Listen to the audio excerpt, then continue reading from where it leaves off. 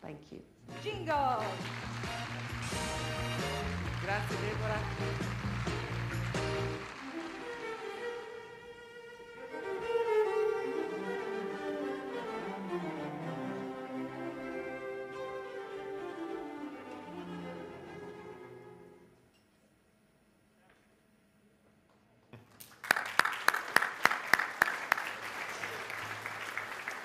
Ladies and gentlemen, please, Maurizio Mariano, please come forward to present Ms Debora Patta this evening. Thank you.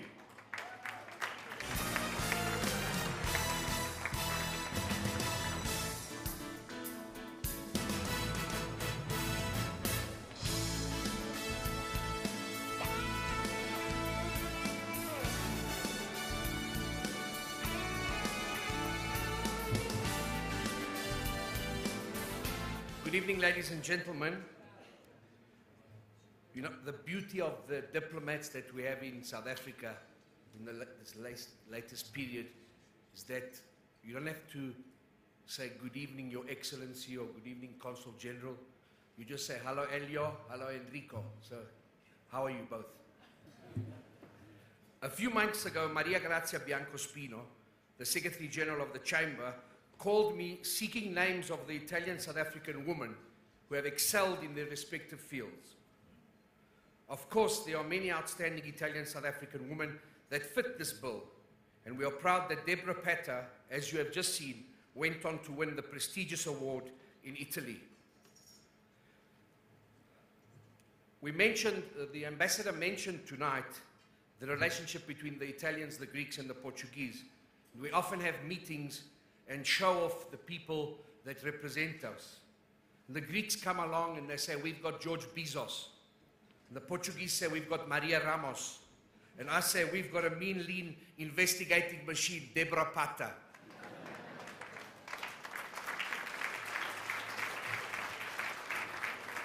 And it's not Debora Patta, it's Debora Patta, I think. Am I right, Enrico? Not Patta. Eh? Debora Patta is one of the most respected broadcasters in South Africa. Her 20-year career spans radio and television as both on air newswoman and a senior editorial manager. Nelson Mandela has described her as one of his favorite journalists. She began working in radio freelancing for the BBC and in 1990 started at the well-known Johannesburg-based talk radio station 702. Here she started as a reporter and worked her way up to news editor, covering some of the biggest stories of the day. She's particularly well known for her coverage of Nelson Mandela, from his release to his election as South Africa's first black head of state, and of course his presidency. Debora Patta moved to independent free-to-air television station ETV in 1998, where she is currently executive producer and host of the current affairs show Third Degree. In May, they celebrated its 10th anniversary. Until September 2009, she was the editor-in-chief of E-News. She's the first woman in Africa to hold the position of editor-in-chief.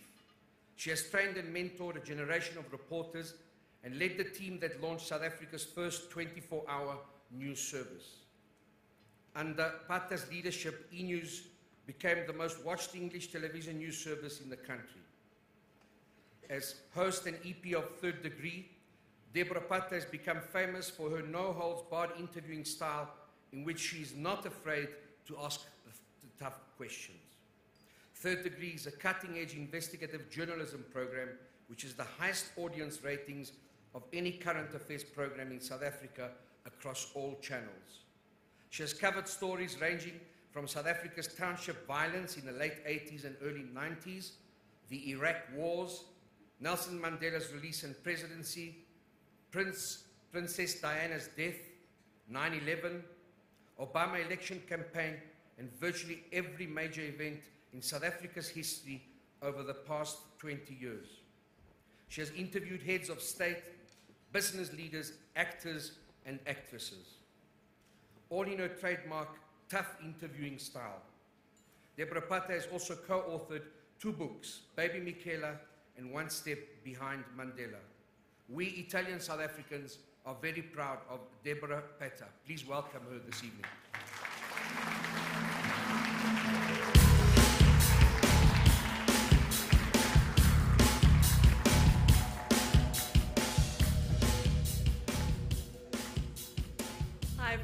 It's really great to be here with my community. I'm very proud of my Italian origins, but goodness, we can talk, eh?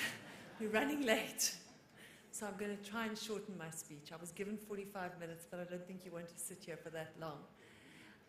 I am going to talk to you today about not Italy, but South Africa, the country that we have all adopted or have been born into despite our Italian origins, and a country that we all love very dearly and that is very close to our hearts. As you heard, I've been a journalist for 20 years, which means not only am I very old, but I've seen a lot of things. And I think I'm very well placed to talk about why this is such a phenomenal country. I spend most of my time with the darkest part of humanity, with crooks, with evil, with people who do terrible things. And I can honestly say that for all the bad that I see far more good. It was Dennis Beckett who said that for every one South African holding out a gun, there are 10 more holding out a hand of friendship. And that certainly has been my experience. So I'm going to share with you my top 10 reasons why I think South Africa is such a phenomenal country. My first reason is that I think we're a country that wants to get it right. Now, the bad news for the government is that we did get it right during the World Cup. We had fantastic stadiums, we had fantastic roads. Yes, a few of them weren't quite finished. The Gautrain is fantastic. If you haven't been on it, you've got to go. It's wonderful. I travel a lot and gone virtually every single week, and it's truly world class. And we pulled off a World Cup that was world class indeed. The stadiums were not only magnificent, they were safe. We were able to prosecute criminals within the space of 24 hours and send them to jail for 15 years.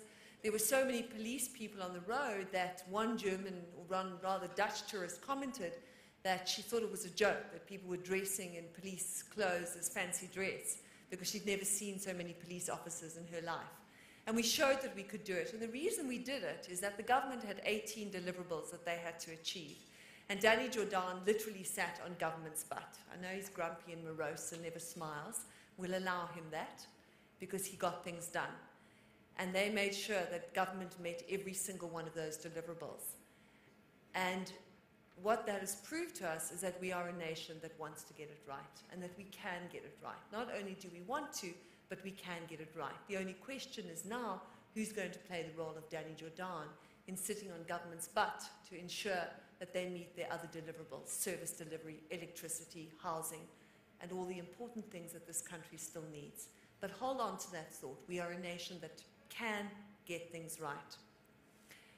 I think we're also, and my second point is that we're a nation that encourages frank and honest conversation. You know, under apartheid, I was imprisoned and put in solitary confinement for 6 months. The worst thing that can happen to me now is that I shoot my mouth off every week and a politician will refuse to come on my show. But bad luck for them because we have other ways of tracking them down if they don't come on the show. I've been known to chase after them in high heels through dodgy townships, so they're not going to escape even if they try. But that really is the worst thing that can happen to us as journalists. We have one of the most liberal constitutions in the world. And this is a country in which good journalism flourishes. And I know that there's been a lot of talk about the Protection of Information Bill and the Media Tribunal. The Protection of Information Bill is unconstitutional and it won't see the light of day because it will not go through the Constitutional Court if it even gets that far. And I think the Media Tribunal, you're already hearing the ANC backtracking at a rate of knots because they have realized that it's created the storm of controversy and has met with huge international disapproval. So I don't think those two will happen, but I think it's testament to good journalism that the government's worried about us. There should be an uneasy relationship between government and journalists because it's only when you have power that you can abuse it, and that is what our job is. Our job is to shine the light on injustice in this country. And you have to remember that it was the media that first exposed the arms deal in this country. It was the media that first sounded the alarm about Thabo Mbeki's presidency and his AIDS denialism long before Polokwane happened. It was the media that exposed Julius Malema's dodgy tendership deals. It was the media that first raised questions about Jacob Zuma's many children, an issue that became an issue not because of any moral questions, which you may or may not have, but because he is the leader of a moral majority that is trying to get rid of an HIV/AIDS pandemic. And having unprotected sex when you're a leader of that is clearly problematic. And it is the media that has raised all these things and been free to do so. And in many cases, even resulted in people getting sent to jail. Sure, it took 6 years before Jackie Salibi went to jail, but he did go to jail. And that is the remarkable thing about it, that the only thing that we have stopping us speaking our minds as journalists is ourselves, because this is a country that encourages frank and honest conversation. We're also a country, and this is my third point, that is truly courageous. You know, I think South Africans go to the edge so often, but we always step back. And I want to share a story with you, and it concerns a young girl. Her name is Trifina. You haven't heard of her. She lived in a township just outside Pretoria. And at the age of 14, Trifina was gang raped, brutally so. But she was a brave young girl, remarkable. And she decided she was going to go and report the rape. And she went to court and she looked her rapists in the eye and sent them to jail for life, which is how it should work, right? That's how justice should work. But sadly, it didn't end there. Because what this gang of thugs did whilst they were in jail is plot a revenge attack. And they sent another gang to attack Trifina, and she was gang raped and brutally attacked a second time.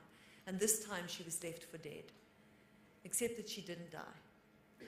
She lived, and she went back to the police station, reported the rape, went back to court and looked those rapists in the eye and sent them to jail for life. Now, I'm sharing this story not to suggest for 1 second that any of you should go through Trifina's experience to untap the reservoir of courage that exists in all of us. But we are a courageous nation. Nelson Mandela, in a new book written by Richard Stengel, who was his autobiographer, writes about a plane trip that Nelson Mandela takes from Johannesburg to KwaZulu-Natal. And I was on that helicopter with him, and it was a terribly turbulent ride. We were being tossed and turned. I think Jay Naidu was there, and Chris Hani was still alive. And we were going to some violence-torn township in KwaZulu-Natal. And I was vomiting. I'm a terrible fly at the best of times. I was like vomiting and clutching and pale and white. Nelson Mandela sits there the whole time, impassive, you know, with the corners of his mouth turned down, reading his paper, saying absolutely nothing. We land, we get out the plane, and he turns to us and he says,